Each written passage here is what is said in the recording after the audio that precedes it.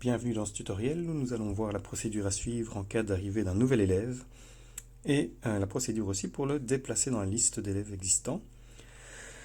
Alors, la première chose ici, je vais devoir afficher les lignes que j'ai masquées. Donc on fait apparaître le petit menu, voilà. Pas de souci, pas de stress avec le message d'erreur, étant donné qu'il n'apparaît qu'en cas de... pour vous empêcher en fait de faire une fausse manipulation. Ici, j'ai inscrit en fin de liste donc le nom de mon élève. Je vais rentrer également sa classe et sa date de naissance.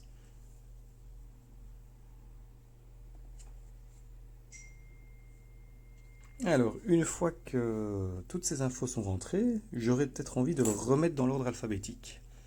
Alors, pour le replacer dans l'ordre alphabétique, je vais devoir sélectionner l'élève, donc sa ligne. Vous voyez que je dois appuyer sur le chiffre 29, donc vraiment sur la ligne. Et une fois que si je reste appuyé, je peux, après une seconde, déplacer mon élève. Pas d'inquiétude non plus sur ce message d'erreur, étant donné que vous faites une manipulation sûre.